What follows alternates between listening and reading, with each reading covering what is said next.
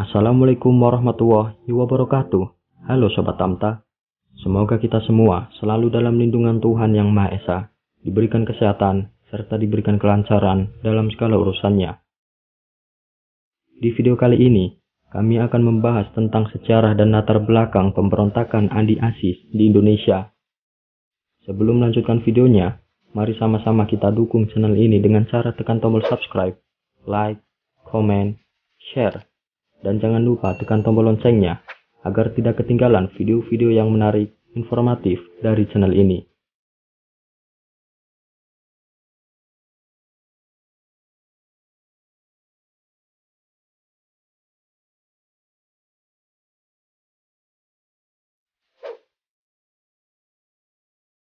Pemberontakan yang dipimpin oleh Andi Aziz adalah seorang mantan perwira Kenil atau Koninklijke Nederlands-Indische Leger yang berlangsung pada tanggal 5-15 April tahun 1950. Pemberontakan itu terjadi di Makassar, Sulawesi Selatan. Hal itu dilatar belakangi oleh tidak setujunya Andi Aziz terhadap rencana penyatuan Negara Indonesia Timur atau NIT ke dalam bagian Negara Kesatuan Republik Indonesia. Setelah merdeka pada tanggal 17 Agustus tahun 1945, saat itu Indonesia masih berbentuk negara bagian atau federasi. Salah satunya adalah NIT yang sudah terbentuk pada bulan Desember tahun 1946. Wilayahnya terdiri dari Sulawesi, Maluku, dan Kepulauan Sunda Kecil atau sekarang Bali dan sekitarnya.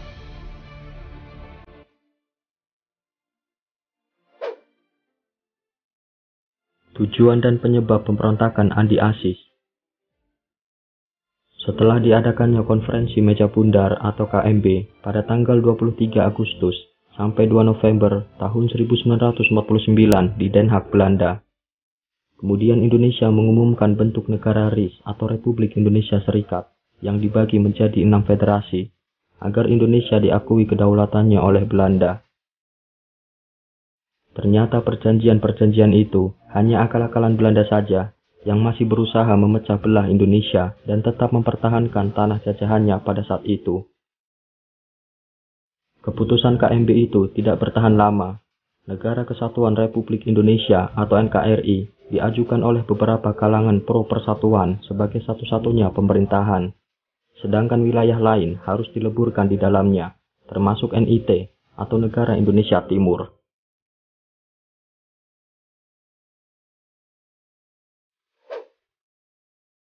Kemudian pada akhir bulan Maret tahun 1950, RIS meresmikan negara bagian Sumatera Selatan dan Kalimantan Timur yang termasuk bagian dari NKRI.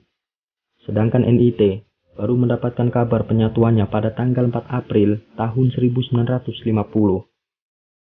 Ketika itu Andi Aziz dan para mantan anggota Kenil tidak menyetujui hal tersebut, terlebih lagi terhadap rencana kedatangan APRIS atau Angkatan Perang Republik Indonesia Serikat pada tanggal 5 April ke wilayah Makassar. Kemudian di sana terdapat dua kubu yang saling bersinggungan satu sama lain, yaitu Andi Aziz dengan pihak-pihak yang menginginkan persatuan.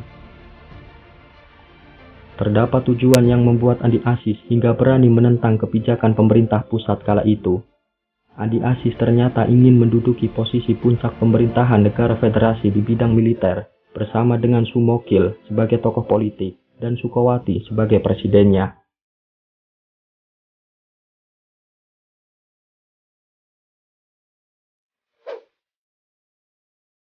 Berdasarkan catatan dari Kemendikbud pada tanggal 5 April tahun 1950, aksi pemberontakan yang dipimpin oleh Andi Aziz dan para mantan anggota Kenil sudah disusun sedemikian rupa. Pada saat itu mereka menyerang sektor penting militer bagian Indonesia Timur.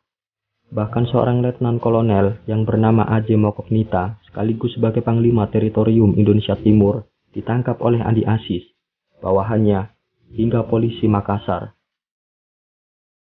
Kemudian pada tanggal 8 April tahun 1950, pemerintah Indonesia meminta pertanggungjawaban Andi Aziz dan melaporkan perbuatannya ke Jakarta dalam waktu 4 hari.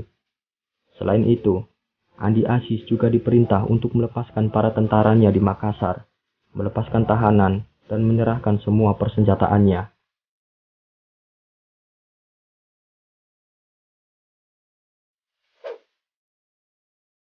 Tercatat dalam Kemendikbud bahwa Andi Aziz berhasil ditangkap pada tanggal 15 April tahun 1950. Sedangkan Sukawati yang tadinya sudah direncanakan sebagai Presiden NIT, resmi menyerahkan wilayahnya kepada Negara Kesatuan Republik Indonesia. Masa pemberontakan Andi Aziz dianggap telah selesai pada saat itu. Akan tetapi, dampak yang ditimbulkan tidak dapat dihilangkan begitu saja. Terlebih lagi pihak Belanda masih berusaha agar berkuasa di sana. Kemudian pada tanggal 15 Mei tahun 1950, terjadi lagi sebuah pemberontakan fase kedua dan Andi Aziz sudah tidak ada. APRI saling berseteru dengan Kenil yang terhasut pihak Belanda di Makassar. Berkat bantuan dari rakyat dan aksi gerilyanya, APRI berhasil menaklukkan pemberontakan kedua ini tepat pada tanggal 19 Mei tahun 1950.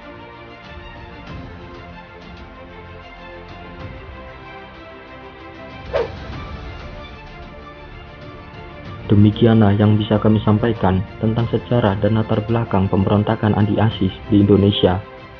Semoga informasi ini bermanfaat dan menambah wawasan untuk kita semua. Terima kasih. Wassalamualaikum warahmatullahi wabarakatuh.